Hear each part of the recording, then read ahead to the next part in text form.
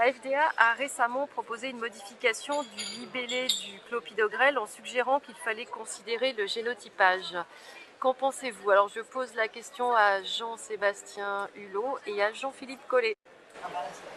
La FDA s'est basée sur un rationnel scientifique très fort pour proposer ça, parce que on sait maintenant depuis quelques temps qu'il y a une influence très forte des variants génétiques sur une enzyme, le gène qui code pour une enzyme qui s'appelle le cytochrome de C19, et que ces variants sont très prédictifs des mauvais répondeurs et permettent de bien dépister les mauvais répondeurs au clopidogrel, et que ne pas en tenir compte était effectivement une façon d'exposer des patients à un traitement qui serait pas pleinement efficace chez eux.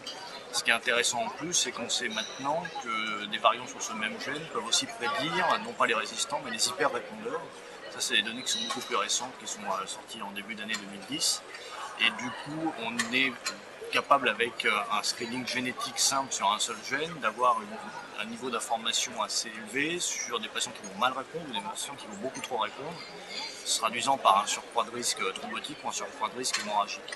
Donc ils ont motivé leur décision sur ces données-là, ce qui paraît scientifiquement tout à fait rationnel. D'accord. Alors l'avis du clinicien, on est dans une situation où l'offre plaquettaire, les antiplaquettaires, s'élargit, avec notamment l'arrivée de nouveaux médicaments, et en particulier du prasugrel, qui est une alternative au clopidogrel chez les patients les plus à risque, avec évidemment un risque hémorragique à côté, c'est le prix à payer, probablement pas chez tous les patients, loin s'en faut. Et on utilise le clopidogrel en moyenne de façon inappropriée chez pratiquement 30 à 40% des patients. On a les outils pour identifier ces patients, soit des tests fonctionnels, soit des tests génétiques. Les tests fonctionnels ont des limites dans la mesure où l'information qu'ils donnent est variable en fonction des circonstances dans lesquelles les mesures sont faites, et qui sont variables en fonction du test utilisé, de la nécessité d'utiliser des seuils de détection pour identifier les patients comme répondeurs ou non répondeurs. A l'inverse, les tests génétiques fournissent une information qui est définitive et qui vont nous dire le patient est à risque de non-réponse, le patient est à risque d'hyper-réponse. Le rôle de la FDA, c'est à partir du moment où on a ces informations importantes et qu'elles sont associées à des événements majeurs, on ne peut pas les ignorer.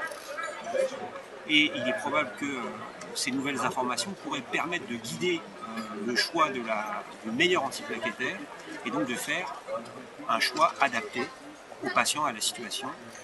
Donc il reste à les évaluer de façon prospective, mais c'est des choses qu'on ne peut pas ignorer. Et il est probable qu'avec les tests génétiques, on puisse choisir le meilleur antiplaquettaire pour un patient donné.